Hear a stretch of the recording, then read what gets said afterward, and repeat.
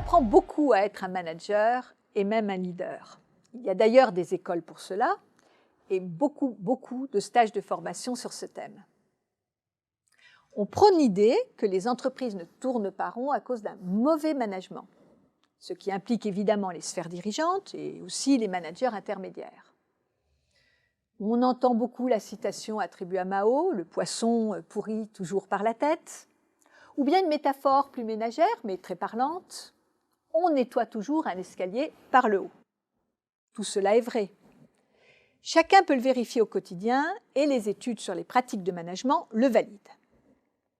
Mais si on essayait de regarder les choses un peu autrement, en posant l'hypothèse que le management est une construction entre un manager et un managé, et en faisant le constat que tout le monde, même avec un bac+5, ne deviendra pas forcément manager, ou du moins pas tout de suite, alors qu'il est certain que tout le monde sera managé dans la vie professionnelle.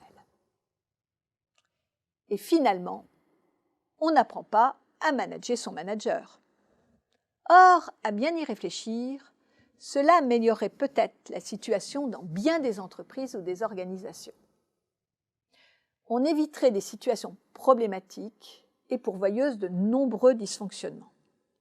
Alors je peux citer les phénomènes de cours qui isolent le manager et lui font faire de mauvais choix, les relations qui recherchent le favoritisme et non la performance pour l'entreprise, une communication ascendante défaillante, des modalités de travail inadéquates qui freinent les mises en œuvre, des relations conflictuelles qui grippent la communication. Alors, comment manager son manager? Voici quelques pistes. Comprendre qu'à long terme, la loyauté doit aller au bien commun et pas à la personne du manager. Exercer son esprit critique devant ses consignes. Ne pas travestir la réalité. Comprendre les modalités de communication du manager. L'écrit, l'oral, des mots courts, des dossiers détaillés. Décrypter ses traits de personnalité et en faire des leviers de fonctionnement. Proposer un rythme pour les échanges, quotidiens, hebdomadaires. Accepter les délégations, mais de façon concertée, avec des objectifs clairs, des moyens pour avancer, des validations d'étapes. Jouer son rôle de transmetteur dans les deux sens, vers ses équipes, mais aussi dans la remontée d'informations. Être capable de diagnostic et être porteur de solutions.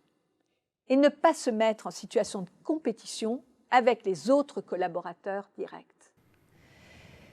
Voici toutes sortes de modalités de management ascendant qu'on devrait apprendre dès le premier stage ou la première expérience professionnelle. Un manager reste une personne, avec souvent beaucoup de doutes et d'angoisse, et trop souvent un déficit de compétences dans sa mission de management.